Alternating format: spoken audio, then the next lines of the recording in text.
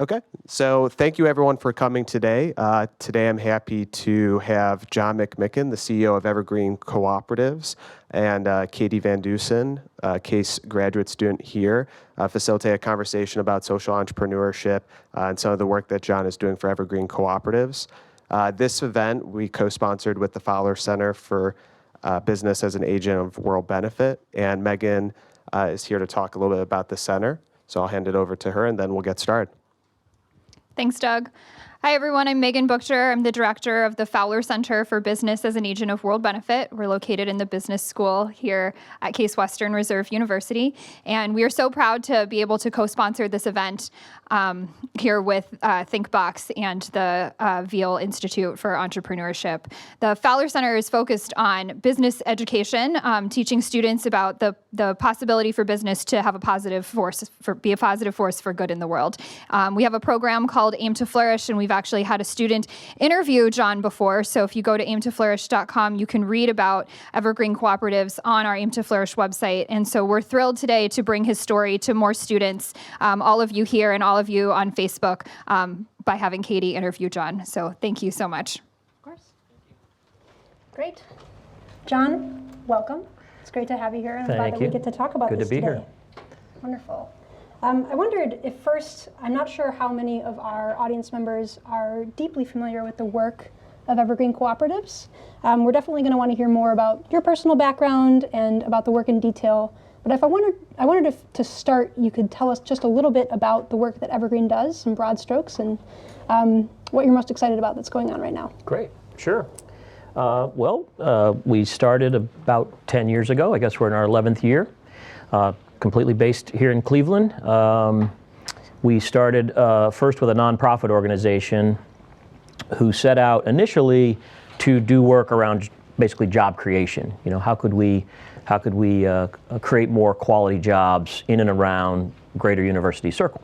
So we identified the 7 neighborhoods where we were going to do this work. So we call it a place-based strategy. We were going to physically start new businesses in one or more of these 7 neighborhoods, and set out to do that. So today, we're really a family of companies that started with that 501c3 nonprofit that now helps to oversee and support what is another, call it 5 operating units here around town. And so we're up to about 250 employees. And I think what's most unique, and I think what we're most proud of, is that we really expanded the job creation initiative into what we refer to now as a wealth building initiative, because all of those companies, aside from the nonprofit, are employee owned. And so the whole idea was, could we start a business that could sustain good quality full-time jobs, and could we structure them and manage them going forward as employee-owned businesses, so that really all the profits of these businesses are then distributed and shared with those employee owners. Wonderful. Great. Well, I know that we're all looking forward to hearing more about how that works and some of the details of the work of each of the different cooperatives and some of the exciting projects that are happening. But it's my thought that probably when you were a fresh-faced college graduate, you didn't say to yourself, you know, I'm going to go run an employee-owned worker cooperative business that's going to be setting the stage for what could possibly transform the way that we do business in the future. I could be wrong. Maybe you did have that vision immediately when you graduated and just went about making it a reality. But I wondered if you could talk a little bit more about your journey that brought you to Evergreen, and whether entrepreneurship was always something that you had in mind, whether this idea of social equity was there from the beginning or came in through the experiences that you had. Just a little bit more about that journey. Sure. I think entrepreneurship sort of was a part of my DNA from the beginning, but certainly employee ownership was not. Didn't have a clue as to what that even looked like, nor did I really even have a good grasp on sort of the not-for-profit sector. That was also a bit foreign to me as well. So, I started in. And really throughout my career was all small for-profit businesses. The larger corporate world was never really my cup of tea. I kind of tiptoed into it for a little bit and said, this doesn't really get me excited, to come to work every morning.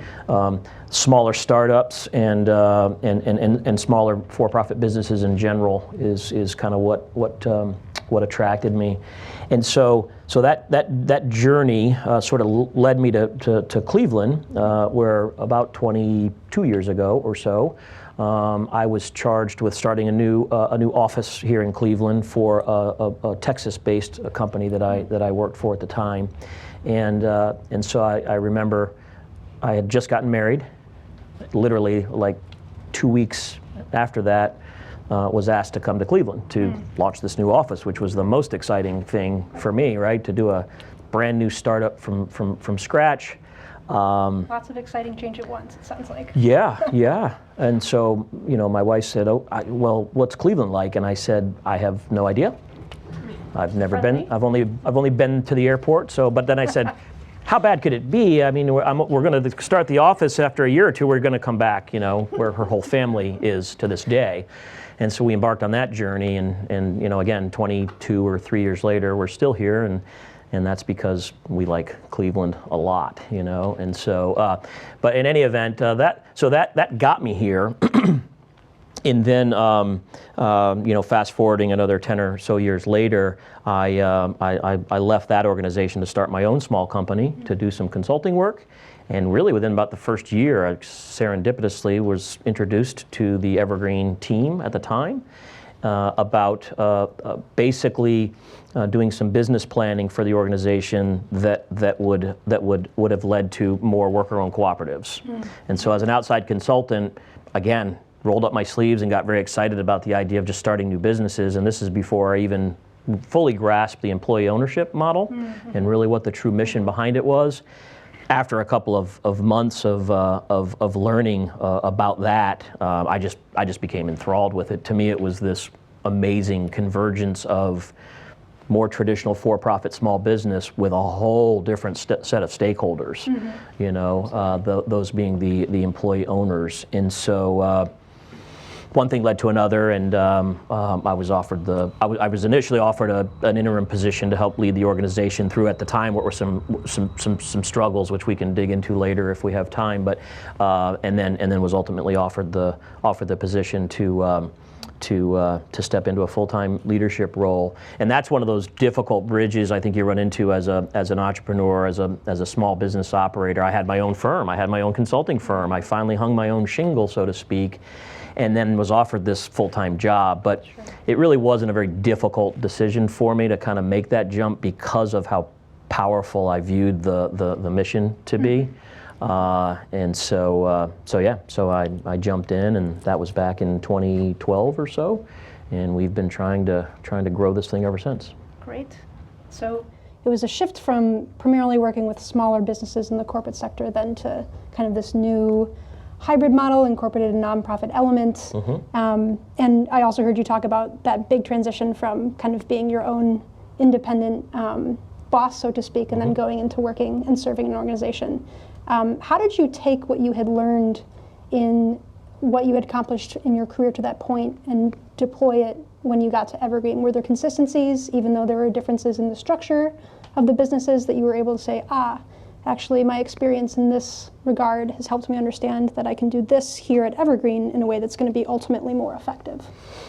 Yeah, so lots of overlap and consistencies with what Evergreen's challenges were at the time, as compared to the challenges that I had faced in any of the other small businesses that I had either helped start or helped manage. So these are things like operational challenges, sales challenges, customer service and quality challenges, the often overlooked back office challenges that a lot of small companies have, where simply, there's more money going out than there is coming in.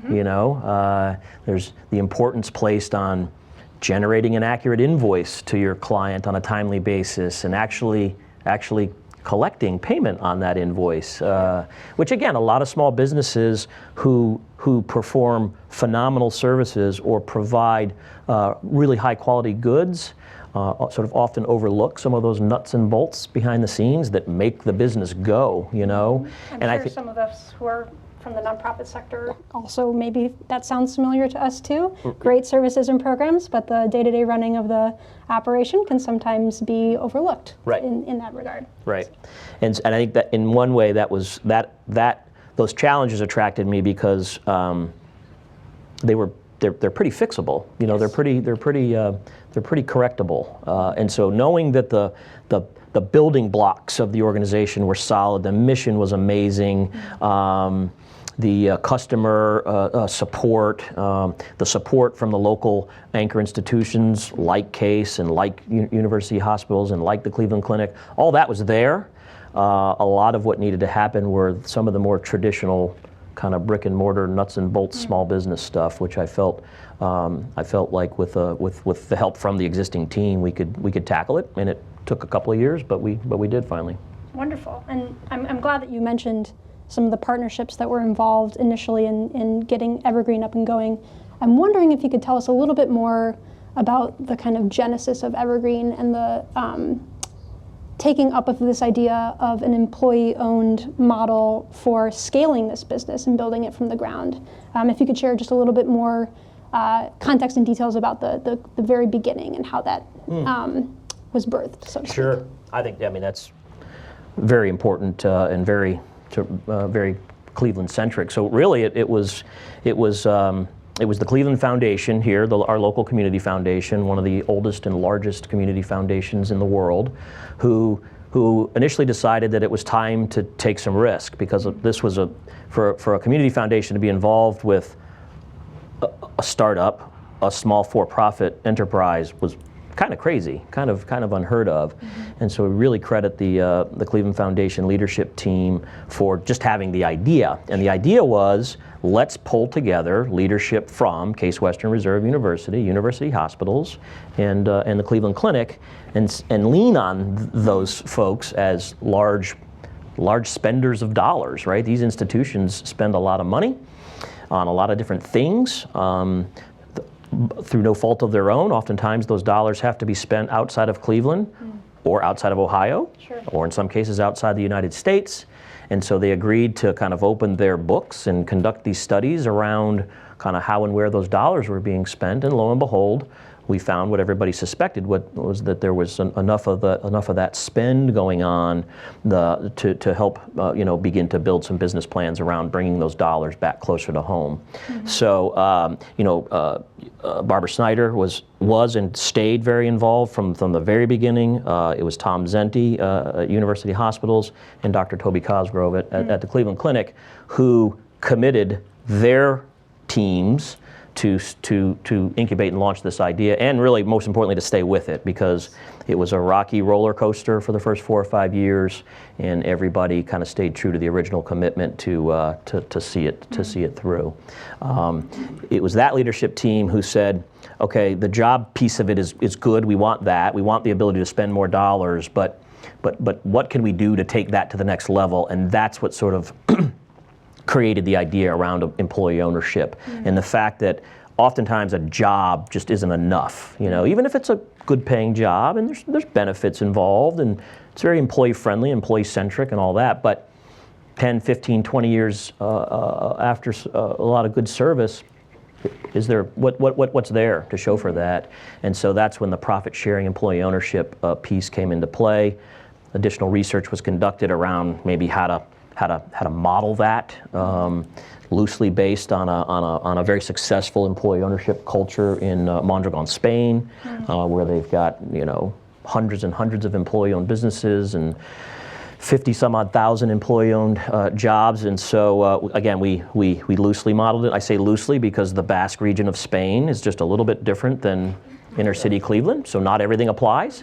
But that was sort of the genesis, and so we started the business planning and launched the businesses, and to this day, those same anchor institutions that I mentioned continue to serve in leadership roles on our boards.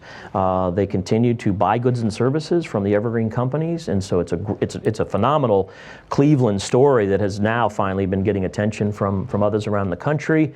which allows me to circle back to the scale piece of it, because it really was designed to be very focused in Cleveland neighborhoods so as to prove the model that could then be scaled. So we're so now that's kind of the juncture we're at now. Can we replicate the model additionally here in Cleveland, but also outside Northeast Ohio? Got it. So I'm hearing that sense of community ownership over this idea and this model was also something that kind of helped set the stage for it to be able to scale up to a level that may not have been previously accessible to other similarly structured businesses. That's right. Great. Yeah, that's right. Yep, Wonderful. very community focused. So I'm wondering if you could tell us now then just a little bit more about how Evergreen works, how it operates, its different divisions, and just give us a general sense of what's involved in the business. Yeah, interestingly, the commitment level was so high that early on a decision was made to really not start small. We really started big because in order to provide goods and services to these larger institutions, there really has to be some scale right out of the gate. So that was a whole nother challenge we faced. We could have started much smaller, but that really wouldn't have solved that problem associated with how are we going to transact with these larger institutions. And so we launched a state-of-the-art commercial laundry facility to provide laundry and linen services back to these organizations. Could have started with a small coin-operated laundromat, right? But we didn't. We went out and raised $7 million to build at the time what was one of the most state-of-the-art laundry facilities that we could build to provide those kinds of services. Similarly, we launched a hydroponic farming operation, which is right over here on East 55th Street, which is at the time one of the largest food-growing farms in a core urban area in the country. It's about 3.5 acres under glass. And again, the idea was if we're going to sell lettuce and herbs to the hospitals and to the universities, they don't need a little, they need a lot. Which was also conducive to our job creation goals because we didn't want to create 10 jobs, we wanted to create 1,000 jobs. And so today we have an energy services firm which has provided solar panel installation and LED lighting retrofits around University Circle, 2 different laundry facilities, the hydroponic farm, our back office division called Evergreen Business Services, which is kind of the centralized back office support group that continues to do business planning around new ventures, and then most recently this fund for employee ownership that we built out about a year ago that's starting to get some legs and take off.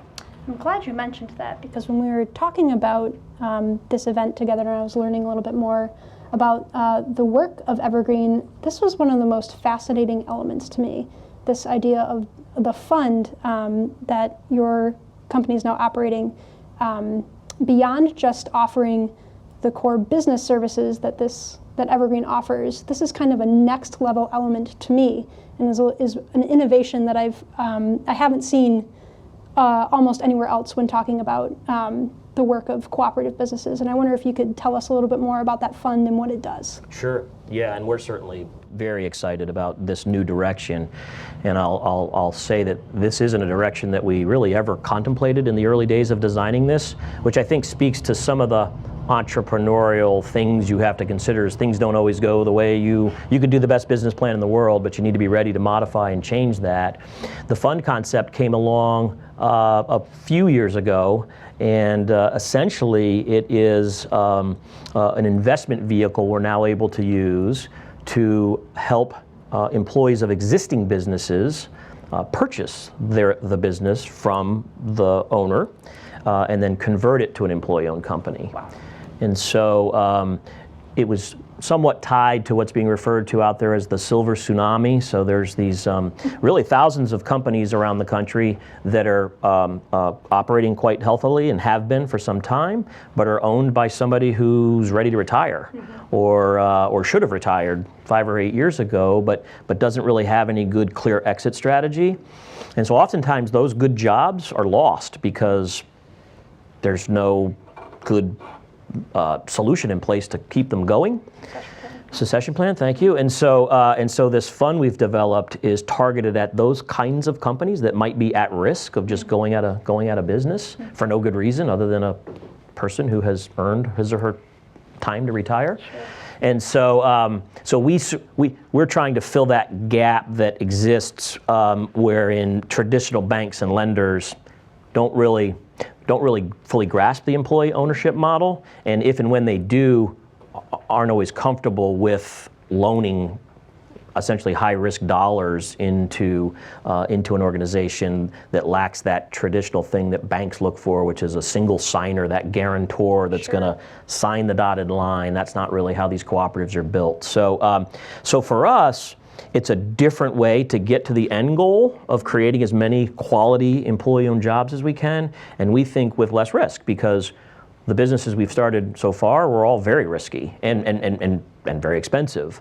And so we're going to continue to do some of that, but we've really shifted to what we feel is a smarter way to scale this. Mm-hmm. Interesting. And I'm glad you also mentioned this idea of risk, because one of the things that I find also particularly interesting about Evergreen is how it's kind of moving around the traditional definition of risk and offering a new perspective on what's truly risky. Is it what we've always thought of as risky, or is that just something that a truth that we've come to believe that hasn't yet been challenged by new ways of doing things? And I wondered if you could speak a little bit more about potentially how your perception of risk has changed since you've been involved in this business. Yeah, there's certainly risk involved in any of these strategies that we're working on. And I should say that these acquisitions that we've begun to do, they're still looked at with a fairly traditional due diligence lens, because the whole idea here is, I mean, nobody likes risk, nobody wants risk, you know, everybody understands things, not everything works, things fail. But what we're trying to do is sustain this initiative for 100 years or more. And so when we look at risk, it's really about that. It's really about the likelihood of being able to sustain a particular operation for the length of time that it actually takes to build that wealth, because that doesn't happen overnight. Right. And we also want to have a generational impact, and so that takes even more time. So I think the way we look at risk is kind of the way we operate. I guess generally it's this balance between that more traditional lens on it, because these deals go through, as I said, very stringent, due diligence. We want to ensure that that these jobs that we're looking at are going to be there and be healthy 10, 20, 30 years from now. But at the end of the day, again, the risk, I guess, is the same kind of risk that your traditional banks want to avoid, wherein you're loaning dollars or investing in a company that may or may not be able to secure that debt, and may or may not have any, doesn't have any, real guarantors on the hook, so to speak. And so that's the risk that we've come to accept, in part because we now know that employee-owned businesses can work. Right. We've went through the hard times. We've got the bumps and bruises. We still have bumps and bruises, but they work. We know they can work, and so that helps our decision-making process more so than an outside lender coming in who doesn't really understand that and hasn't really been able to touch it and feel it like we have. Sure, you have that proof of concept, but yes. You also have the personal experience, and to have that sense of, yes, we believe in this and we've seen the way that it can work. Fascinating. I know that we probably have lots of great questions waiting to be asked. I just wanted to touch on one more thing before we get to that, which is that I'm sure we have at least a few budding social entrepreneurs in the room, perhaps folks who are already involved in that in their professional lives or as something they're just personally interested in. I'm wondering if you could share just some general lessons learned, advice, thoughts on what you've learned about social entrepreneurship generally through your experience at Evergreen, and what you might be able to offer to our folks in the audience who are interested in that. Sure. We've talked about risk, so just know that going into it, no matter what you do, you don't want failure to be front of mind, but failure needs to be either the thing that motivates you each day, or the reminder that the hard work has to be done to make sure that word doesn't really enter into the equation. But again, knowing that it's a part of this, because this is not unlike any other kind of business, just because it happens to have some form of a social mission or another woven into it. I think from there, one of the things we've learned is that this type of social entrepreneurship that we've been engaged in really does help to catalyze more social entrepreneurship. Mm-hmm. It sort of becomes a way of thinking. We've got some great success stories about now former employee owners of ours who have understood, who now understand the fact that you don't have to go to work every day and punch a time clock. Mm-hmm. Like, we can learn new things and we can do different things and we can provide goods and services. And so we've had some employees who have either helped us launch a new product line or launch a new division, or have, again, left to go do something similar on their own. Mm-hmm. And it was just an interesting revelation to me that once the sort of the train gets going, it really does kind of start to feed upon itself in a good way in terms of momentum. And so we now try to support that as much as we can. I mean, we're making an extensive amount of different types of training available to our employee owners that we didn't really used to spend time or money on. Again, including financial management of the business that they're currently an employee owner of. Some of the financial literacy and a curriculum we call open book management that we roll out to all of our worker-owned cooperatives, which is not for everybody, because it's not for everybody, but for those who want to experiment with doing more, doing something different, it can really sort of catalyze that behavior. Hopefully it has at least an immediate effect on the work they're doing for the business that they own today. But again, we've seen some others kind of branch out and go in some different directions in a really cool way. Fascinating. So it's not only just the spirit of entrepreneurship that's imbued in the work that you do, but also the fact that there are resources in the form of training and the resources of being a part owner of this company that create the conditions that can allow for somebody to go off on their own. Just a quick kind of recent comment on that. We had a record-breaking profit sharing year. So 2019 was our best year ever, and we just completed some pretty significant profit distributions to some employees. And the initial sort of feel-good version of that was, wow, these are some kind of game-changing and somewhat life-changing bonus distributions that are happening. But a couple of people responded less to the dollars and cents of it, and more to the change in the thought process that goes into the fact that I can buy my own reliable transportation now, and I don't have to rely on public transportation. I'm contributing to my grandson's college tuition, unlike I'd ever. So it was this kind of confidence boost and this eye opener around the fact that, again, I don't have to just think of myself as an hourly employee all the time anymore. I can work with my colleagues to make this company better in such a way that, I mean, the dollars and cents are big. Don't get me wrong. But it was this sort of this eye-opening change in mindset around kind of just confidence in the fact that maybe I can do something more than what I did yesterday. Great. Fascinating. Well, I'm sure we've just scratched the surface of the work of Evergreen and your experiences. And I'm sure there are lots of burning questions out there in the audience. I can just feel it. Also, we have our viewers from Facebook Live, which we welcome to ask questions. Doug is helpfully going to be running the mic around for anybody who wants to ask. And we invite anybody here with us in person or virtually to ask any questions they might have. Not everybody at once. Here we go. Wonderful. Way in the corner. Hi, thank you for that talk. Very insightful. So I am wondering, when in an employee-owned business, you are the founder, right, of Evergreen? I actually I came along about 3 or so years after Evergreen was launched. Okay, so is there a founder in Evergreen? Not specifically, although I would credit the founding, really, the vision and the actual resources that it took to get it going really were those 4 institutions that I mentioned. The leadership individuals from the Cleveland Foundation, Case Western Reserve, University Hospitals, and the Cleveland Clinic. They're the ones who forced each other to come up with the idea. They contributed some initial capital just to get it going. So that really is, it's a community-based founder. So do they own any stake in any of the? Good question.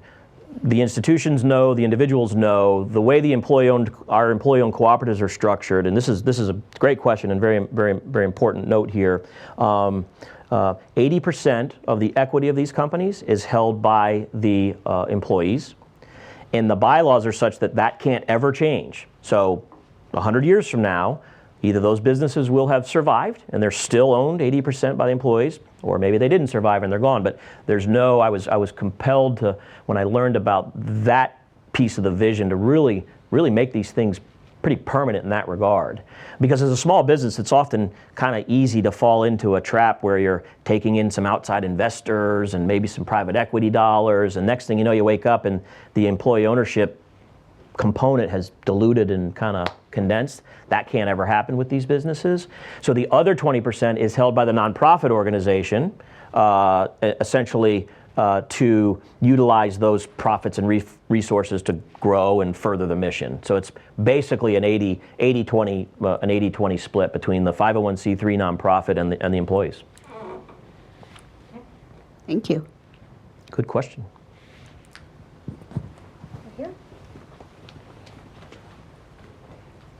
So in that model, when an employee leaves, dies, they would leave it to their estate, so then it could dilute the 80-20 rule. So there must be a mandatory sell upon termination or death or some other transition. Correct. That's correct. So upon exit of any type, we would be paying them back their whatever equity they had built over time.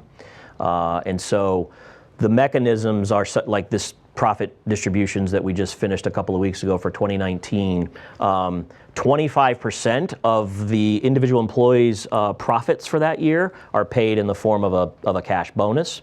The other 75% fund what we call a patronage account, which is literally an equity account on that company's balance sheet, much like a shareholder would have, and that's the account, that's the wealth building component of this, because what we're trying to do is, over the course of 10 or 15 years, grow that to the point where it's material, where you could actually, borrow against it to buy a house or college tuition or begin a retirement strategy. So yes, if you leave for any reason, then that's immediately paid back to that exiting equity holder.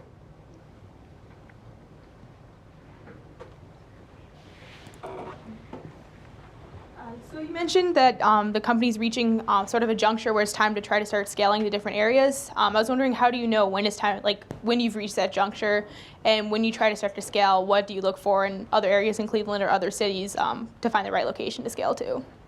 Okay, yep, great question. The companies we have today are more or less faced with the fact that they've sort of reached capacity. And so the interesting discussion that the employee owners are having literally as we speak, when you get to that point, and so if all of us in this room owned a business and we reached this point of capacity, there's nothing wrong with staying status quo with that, right? We could just kind of just manage it real well for the next 5 or 10 years, or expand, launch a new division, all of which comes along with taking on more risk, borrowing more money, which could dilute some of the profits we're sharing today. So I think one of the litmus tests with that is what's the climate, what's the mood, what's the appetite to do that, or is it to just kind of sit tight and kind of operate in cruise control, if you will. And so in terms of scale, we look at, there are certain criteria that different business sectors, different vertical markets would really need to meet in order to be conducive with an employee ownership structure.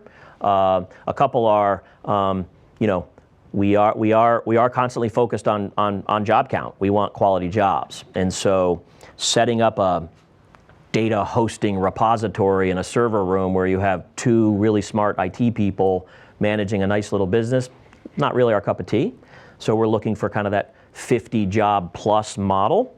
One of the things we need is a good career path within that business structure. Some businesses are very flat. right? You make nuts and you make bolts, and that's all you ever do. Not real conducive to wealth building, because again, wealth building takes time. And I don't think anybody expects anybody else to feel rewarded and challenged and mentally growing if they're doing the same exact job for 10 or 15 years. So career path is key, and lo and behold, margin is key. When we look, it's interesting, this was an interesting change in my mindset around, evaluating the bottom line of a particularly new business plan. You really can equate it to the effect, the impact that margin, that profit sharing is going to have on each individual worker owner. And so we lean towards kind of those higher margin businesses for obvious reasons. It's going to enable us to impact more people over a shorter period of time. Quite frankly, today, if you looked at our businesses, commercial laundry, once you figure out how to do it real well, and it's a pretty complex industry because hospitals especially are pretty particular about the quality of their, the cleanliness and quality of their linen, it can be, yeah, right? It can be very profitable. We're seeing we're not seeing the same type of thing in our hydroponic farming business, because our primary crops are lettuces and herbs, and we think our lettuce is the absolute best lettuce on the planet. But when you go to a grocery store, it's kind of still lettuce, and so are people willing to spend 20 or 25% more for a locally grown, pesticide-free, employee-owned head of lettuce than they are for a head of iceberg lettuce that's coming in from wherever it's coming in from. And so there's some margin challenges in that business that we're currently dealing with to get back on a pace that actually will create the type of wealth in the amount of time that we need to. So a lot of the data points are similar to any other business that you might start, but we have to look at a few different ones like those. Hi, Hi. my name is Ying. I'm interested in the employee equity-based business, the model you have, but I'm wondering how is Evergreen valued? What's the valuation based on? And if the employee wants to sell the shares, sell the equity, how do you determine the price? That's a good question. I guess there are two pieces to that puzzle. One is that each employee is buying a share in his or her company, and our model is it's a $3,000 purchase price. So before you become an employee owner, you're buying that share. Now we allow the employees to do that over time, and they can do it through payroll deduction if they choose to. So they're going to end up with that value on the balance sheet in a preferred shares account. And then the second moving part is the patronage account that I was referring to earlier, where the real profit sharing accumulates over time. When you leave the company, the share price for us is always 100% protected. It can't go down. It's also not going to go up. So you leave 5 years later, that $3,000 that you put in is immediately refundable dollar for dollar.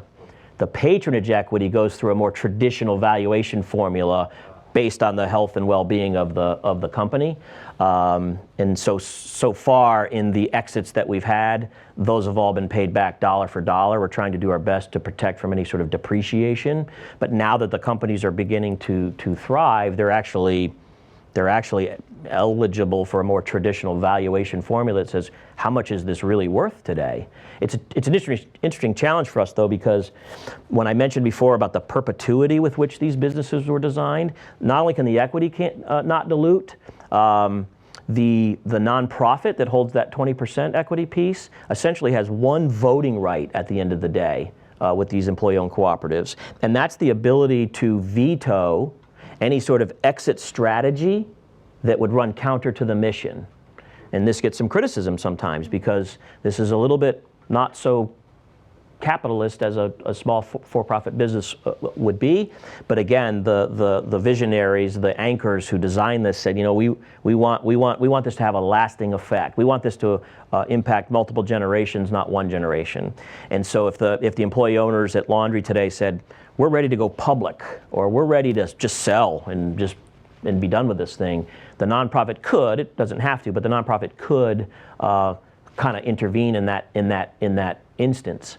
And so what that does is it puts challenges on the valuation, right? Because typically in small business, you're trying to make as much money as you can. You're also trying to increase the value of your organization so that at some point you could sell it or exit and have some value there. So that's an interesting dynamic that we contend with. But all that's spelled out in the bylaws of these companies and the membership agreements that each employee owner has to sign.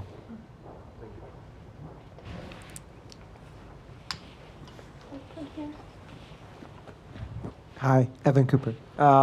So I'm wondering about the market that you're selling into. So it sounds like you use the hospitals as a way to seed the organization from a commercial standpoint. Yes. And you can talk about laundry separate from the greenhouse. What % of the business does that represent right now? Okay, great question. So the relationship with the hospitals and the university were designed to help mitigate some of the risks of these startups, knowing that we had these early adopters kind of from day one, kind of like build it and we're going to come, right? Because we're partners in all this. But very specifically, these businesses were not designed to rely solely on those particular customers. And so therefore today we're at about 20% of any given revenue stream that you look at is anchor-based buying. The other 80% is private sector customers that had to be developed, they had to be sort of contracts negotiated, and like the hospitals and the university, they have to be serviced every day at a high quality level. You know, one of the things we learned about running employee-owned businesses is that the cost of doing business is higher than most of all of our competitors because of how employee-centric we are. Our pay rates are 20, 25, sometimes 30% higher than our competitors. The extensive amount of training and benefits, you know, beyond just traditional benefits. So my point is, for those businesses to survive, they have to charge more. You know, our price points are a little bit higher for any of the services we offer. And when your prices are higher, you have to deliver, you have to back that up. And we've run into problems with all of our anchors who said, hey, look, that quality isn't acceptable to us. So go fix it and come back, and maybe we'll start buying from you again. But this is that part of it's kind of normal day-to-day business-to-business stuff. So the hospitals and university were those early adopter customers that kind of helped us kind of get going, and then the teams had to go out and develop the rest of the business around that. Great. Have you found that relative to a for-profit or traditionally, you know, non-employee-owned business, there's a greater capacity and willingness to train and to reach out for bringing on people, or is it the other way where they're saying we don't want to grow as fast and bring in those groups because it could dilute my personal interests? I'm interested to see if that equity actually helps them reach out more into the community, or makes them a little bit more afraid of growth than you might get in a business in which you don't have a vested interest. Yeah, that's a very good question. Basically, the question ties to, as an employee owner, why would I want to take on more employee owners? Because basically the pie, if you will, is getting sliced up into more slices. So we fought that sort of culturally early on, until we really got better at training and education around the financial impacts of all of this. And so to flip the paradigm a bit, you know, the value in taking on a new employee owners is to help us make the pie bigger. So we had to get away from this whole sort of dilution effect. Yeah. And again, it was I kind of remember one of the meetings where that started to flip on us, because we were getting ready to talk about year-end profit sharing, and one of the existing employee owners said, "What are we doing for the employees that we have that aren't owners yet?" Right? Because there's a 1-year eligibility period for you to become an employee owner, and the other employee owners were like, "What are you talking about?" Well, we wouldn't be here today if these folks weren't there helping us last year. And so there was this vote that was conducted around sharing some of the profits with the non-employee owners because of the value. And so like anything else with the training around financial literacy and kind of how all that sort of comes together really helped shift that. We still run into issues from time to time, and you can't become an employee owner without being voted upon by the existing employee owners. And so that brings about some healthy debates from time to time.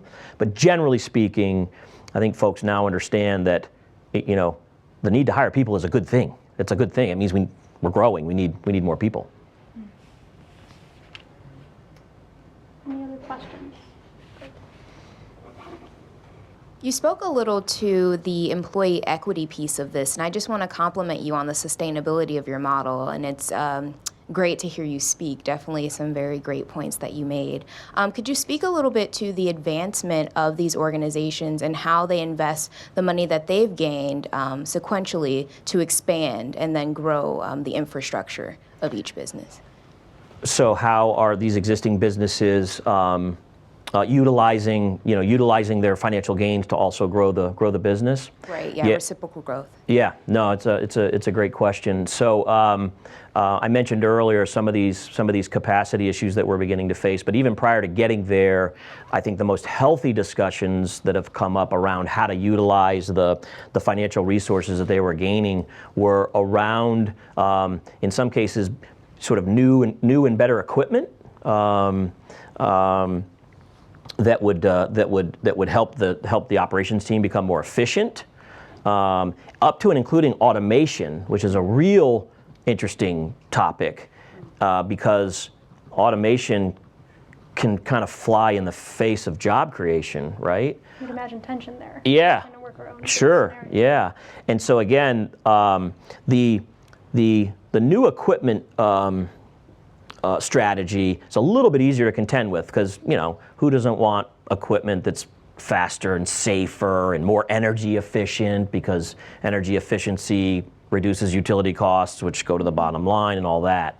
And so that has become, I think, ingrained into the culture within these employee-owned cooperatives. If we can afford a bigger, better, faster, you know, safer, more energy efficient piece of equipment, then let's get that on the table for discussion right away. It's the automation piece that's a little bit more challenging, but the interesting kind of deciding point there has been, hey, look, everybody, if we don't automate this a little bit, we're not going to be able to make these deadlines anymore. And we could potentially have a customer at risk, right? Because the truck showed up at 4, but the order's not ready yet. Well, how many days are we going to survive that way? And so again, it's still an interesting challenge. Specifically, what happens is, prior to profits being shared, the employee owners have to determine for the upcoming year capital reserves, because you don't distribute all the profits, right? What are we gonna sock away for the rainy day or the new investment? And so before profits are calculated, a suggestion is made around capital reserves that the cooperative board of directors then approves and says, okay, we need to put 50,000 or 100,000 or whatever the number is aside. And that, leading up to that discussion, are all these issues around how do we use these finances to improve the operation. Very good question. Some great questions about all the technical components here. I'm learning a ton, so thank you to all of you. Any others? So in this model, in the employee owners model, like there is a significant profit sharing at the end of it. There is an equity piece involved. Do employees get paid at the same rate that they would get paid if they were to go to a for-profit job, or is the pay kind of different? Is the pay structure different? We're fairly confident that our pay structure, both starting salaries and kind of average pay rates, are consistently higher than similar companies in our respective industries, which again puts challenges back on the pricing model that's being utilized. As an example, one of our biggest customers now in the Cleveland area is Nestle here locally, who's buying our hydroponic basil for production of pretty large-scale recipes. Nestle's price point to that cooperative, which is Green City Growers, is probably 50 or 60% higher than they could get basil from literally anywhere in the world. I mean, you can have basil FedEx to your front door from Hawaii or Israel or Guatemala or wherever they have it. But Nestle, like our original anchor customers, recognize the value of having an ingredient like that farmed in an employee-owned business. And we also happen to be able to bring them the levels of food safety and quality and all that kind of thing. But that was a pretty tangible example of the way in which an employee-owned business typically has to charge more for its goods and services, and can so far, knock on wood, successfully do that at a large scale with a customer as big as somebody like Nestle. Probably have time for one or two more questions before we wrap it up. Great questions. Thank you so much for all of this. This is fascinating. I'm interested in the way that your company has been able to find the balance between its higher costs with regard to paying its employees well, having incredibly good training internally, and making the case to the people, its customer, its client, that its prices are worth it. And you've mentioned a lot about your quality system. And so I guess I'm interested in kind of the innovations in quality management and quality assurance that you have, and how you think about quality, how you've reduced costs when you have to have incredibly high quality to justify your cost to the client. So if you could just speak a little bit more about that, that would be great. Yeah, no, that's a great question. I don't know that we're doing anything particularly revolutionary around quality control. If I were to compare kind of what we do at the greenhouse or laundry with maybe one of our competitors, we think we do it better, but our methodology is probably not radically different. But what I will say though is, when I make statements now that employee-owned companies work, they work. One of the ways they work is because you have a team, a workforce, who, once they understand the financial aspects of what it means to be an employee owner, and after receiving a bonus check or two and profit sharing, they look at the job they do differently, truly, because quality really does matter. Because losing a customer over quality is a really bad thing that's going to affect me and you and the rest of us here.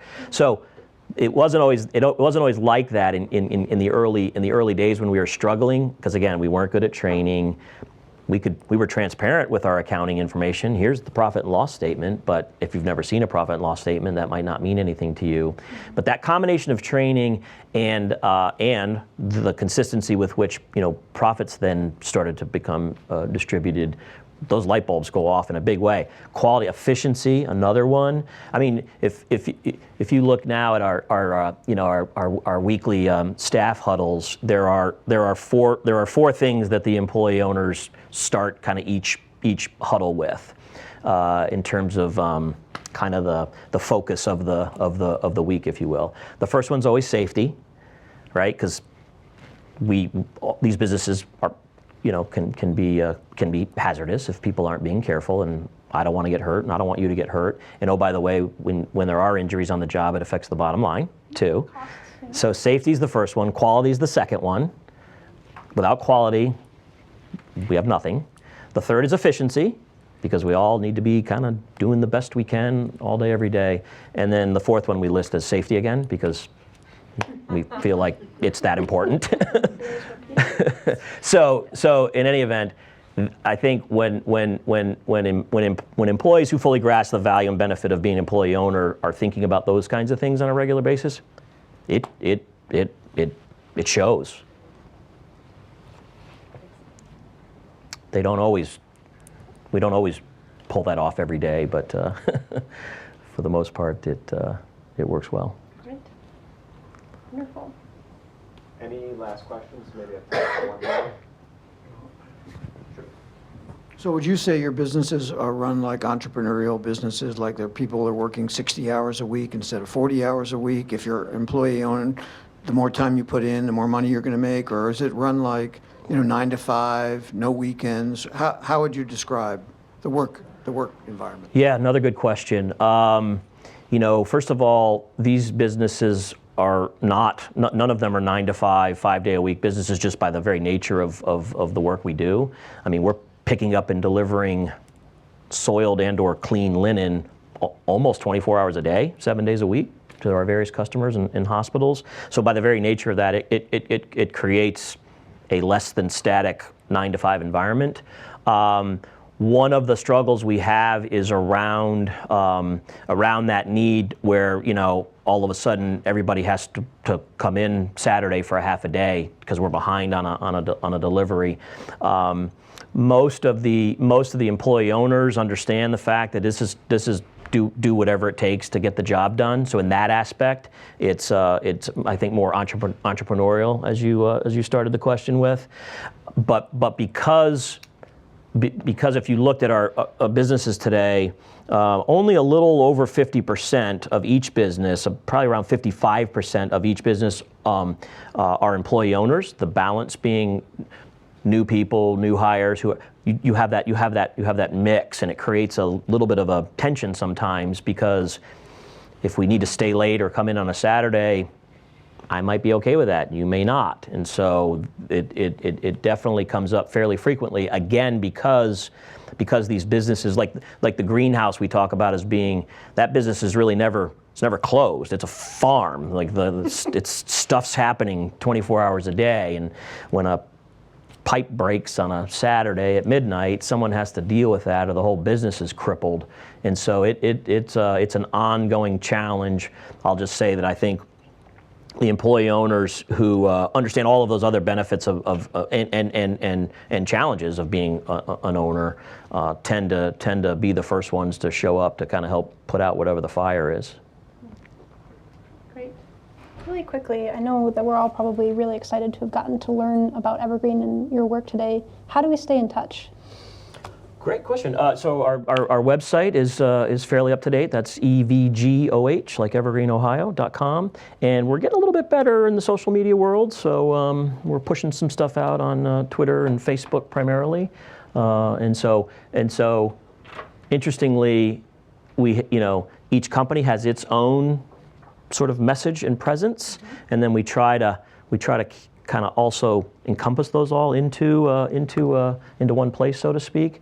And so our website, for example, will tell you a lot about the overall Evergreen mission, but then if you're a potential lettuce buyer, you would go to Green City Growers sub-page or whatever it's called. But yeah, I'd say website and social media, and hopefully we'll have some more press releases to push out as this fund activity starts to heat up. But yeah, it's very much if you like Cleveland at all, it's very much a very Cleveland-centric initiative, and we're proud of that because we're starting to get calls from around the country from different folks who have heard of it or learned of it and are interested in replicating some form of it, whether it's a greenhouse or an employee-owned grocery store or whatever the case may be. So we're looking forward to sort of taking it on the road. Great. Thank you very much. My pleasure. Thank you. Great questions. Thank you, everyone, for coming to talk with John and Katie today. A lot of great questions, a lot of great information about Evergreen and the work you're doing. We have a number of other events rotating behind me here. You can register online on campus groups. Please feel free to stick around, engage, but thank you so much.